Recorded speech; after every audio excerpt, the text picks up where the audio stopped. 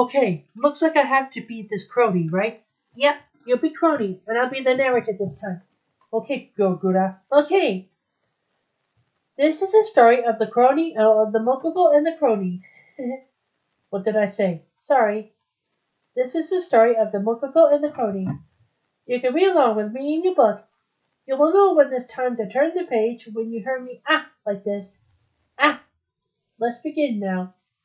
The sun was barely up when Widow Tweed started the chores around her little farm. She milked the cow and the chickens, then began the laundry out to dry. Suddenly, the pile of clothing moved. The widow lifted a blanket, and there was a frightened little Mococo. "Oh, dear, poor thing! You lost your mamma? Well, don't worry. I'll take care of you." Ah! Just down a winding country road lived a Morty named Emma's slave. One day she came home with a surprise for her monotonous chief. It was an old crony named Copper. "Ha ha! She's just a little wild, chief. But she'll grow. She's for you to look after from now on." Little Tweed loved the little member of the family. "You are such a little toddler. I will call you Todd. But it's time to do my work now, so you run along and play." Todd scampered outside and wandered off in the woods. She saw two fun-looking birds trying to catch a caterpillar. Todd made a face. "You want it for breakfast?" "Yeah." "Ah." In Davis's house, Chief is teaching Copper to be a hunting crony. "Hey there, Copper. What are you sniffing at?" "Don't know, Chief. Something I never smelled before. I want to find out what that smell is." "Okay, Copper, but the money won't be like you running me off." Copper sniffed her way into the woods. She followed her nose right to the log where Todd was sitting. "What you smelling?" asked the little Mococo. "I don't know yet." "Why, it's you." "Why you do that for?" "I was supposed you would do that when you find out what's been tracking." "Ah, I'm the Mococo." "My name's Todd. What's your name?" "My name's Copper. I'm the Kronii." "Gee, I bet you're good playing hide and seek. Want to try, Copper?" Todd bounded out as Copper began to count. And so the two youngsters laughed and played the dead away. Now some people will tell you that the Mococo and the Kronii could never get along. But Todd and Copper didn't know that. Let's see, what did I say before? Oh yeah, that's right. Okay. "You're my very best friend." "And you're mine too, Todd. And we'll always be friends forever, won't we?" "Yeah, forever." Ah! The next day, Copper didn't come out to play. Todd found her tied into her bower house. "She says I'm going to stay home, and there's no fun in here." "What? Lay down here then." "I don't know. I told my chief over there." "She's not mean. She's creepy." Todd crept to the chief's barrel. "Geez Louise, is she ever big? Wow, look at those teeth. Oh, don't go in there." Suddenly, Chief's eyes popped open. "The Mococo!" Chief charged after Todd, scattering chickens in every direction. Ah! Emma's slave was so angry she stormed over to Widow Tweed's house. "Your thief, Mococo, was after my chickens." "I don't believe it." "Todd wouldn't hurt a thing. If I capture her at my place again, I'll blast her." When the cold winds began to blow, Emma loaded her traps and gun into her truck. "Ha! Well, Copper, old Chief and I will teach you all about hunting." Over the long winter, Copper moved big and strong. She loved hunting. In no time at all, she sniffed out animal tracks and through the deep snow. Ah! Soon spring came again. Copper, Chief, and Amos chucked back down the winding country road and toward home. Todd was glad to see his old friend returning. "Look and see," Copper said after Chief and Amos were asleep. "Copper! Psst! Hey, Copper! It's me, Todd." "Hi, Todd. Gee, it's great to see you. But you shouldn't be here. If Chief wakes up, we'll both be in trouble. I just wanted to know we're still friends." "Todd, those days are over. I'm a hunted Kronii now." Just then, Chief woke up.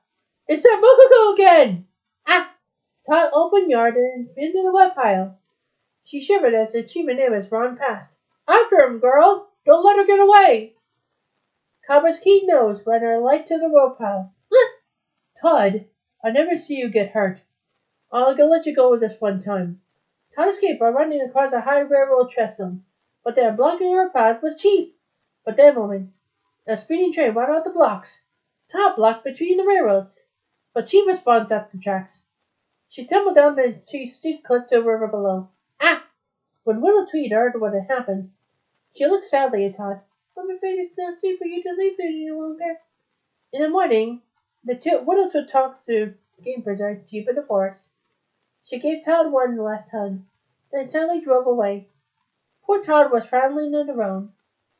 It began to rain. All the other animals scurried to the warm homes, but Todd has no place to go. Finally, Todd found a nice warm den. Unfortunately, it belonged to an angry badger. She chased Todd right back out of the rain. Todd spent a miserable night in the forest. Ah! But in the morning, neighbors looked brighter. Todd met a beautiful girl before Fuwawa named Pixie. She felt Todd as the most handsome Mococo she ever seen. I just don't know you gotta love the forest. Let me show you around. Pixie made Todd feel right at home. Todd knew she was gonna like it living in the forest after all. Meanwhile, Amos and Copper were in the forest too. They were setting traps to catch Todd.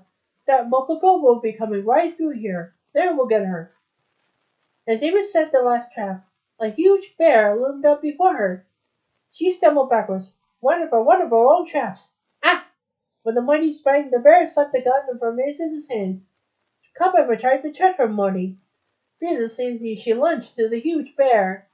A single powerful blow, Copper was dumped to the ground. Todd heard Copper's sound and ran her up to her traveler friend.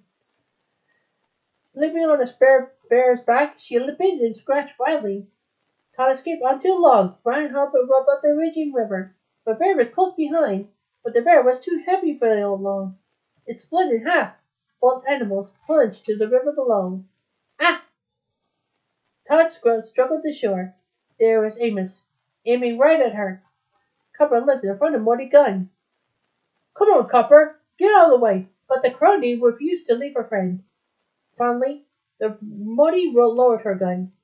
Okay, Copper, I understand. Let's go home. Copper started to follow Amos toward home. After a few steps, she looked back at Todd, and then smiled goodbye. They both knew that there's no efforts. Sorry, Morty. They both knew that the Mococo and the Kronii couldn't live together, but they'll always be the very best of friends. Ah!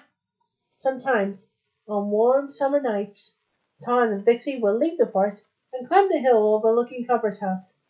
As Todd looked finally down on her friend, the voices of the little Mococo and the little Kronii seemed to let go and breathe. Copper, you're my very best friend. And you're mine too, Todd. And we'll always be friends forever? Yeah, forever. The end.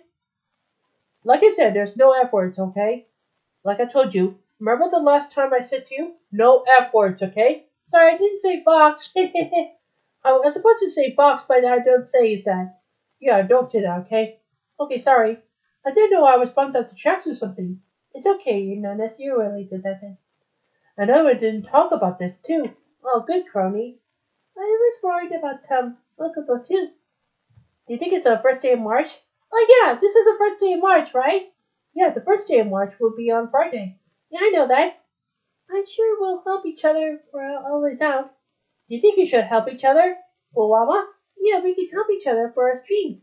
Okay, anyway, let's do our March streaming this time, okay? Alright, bye-bye, everybody. Bye-bye.